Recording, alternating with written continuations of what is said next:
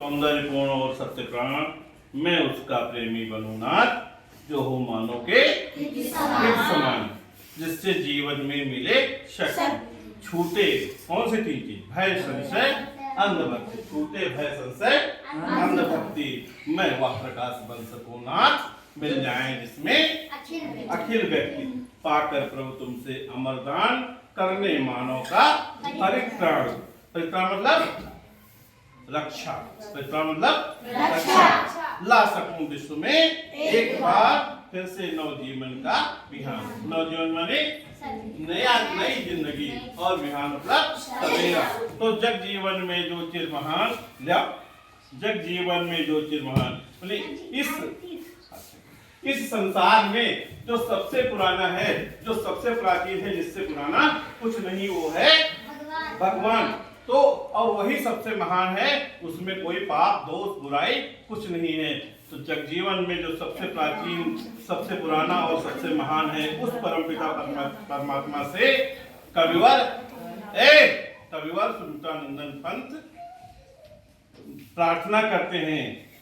वो परमात्मा जो सौंदर्यपूर्ण है, सौंदर्य से भरा हुआ है, जिससे ज्यादा सुंदर कोई नहीं है, और सत्य प्राण और सत्य का रक्षक है, उससे प्रार्थना करते हैं।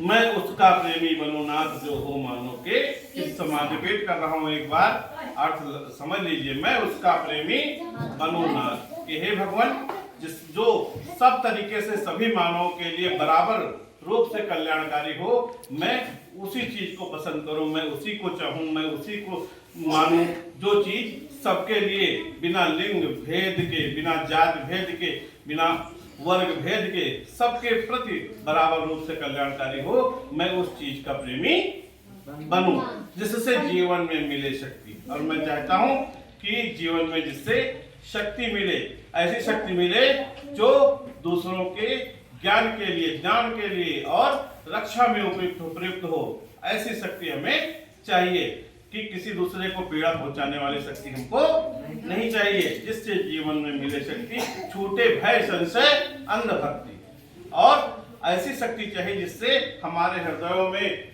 व्याप्त डर समाप्त हो जाए, संशय खत्म हो जाए। अंधभक्ति, अंधभक्ति क्या है?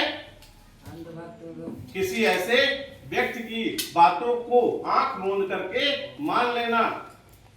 हमको जब पता ना हो कि वो व्यक्ति हमारे लिए सही है या गलत, या उसके उपदेश सही है या गलत, या वो व्यक्ति मानने के काबिल है या नहीं है, ऐसा सब सोचे विचारे बिना हम उसकी भक्ति करने लगे, हम उनकी बातों का अंधा अनुकरण करने लगे, वो है अंधभक्ति। तो कल कहता है कि हमको ऐसी शक्ति दीजिए प्रभु, जीवन में हमारे ऐसी शक्ति दीजिए जिससे हमारे हृदय का भय, संशय, अंधभक्ति हमारे हृदय से खत्म हो जाए। मैं वह प्रकाश बन सकूं नाथ, मिल जाए जिसमें अखिल व्यक्ति। हे प्रभु, मैं चाहता हूं कि मैं एक ऐसे प्रकाश के समान बन जाऊं, जिससे प्रकाश अपने सब चीजों को अपने में समाहित कर लेता है, अपने में मिला लेता है।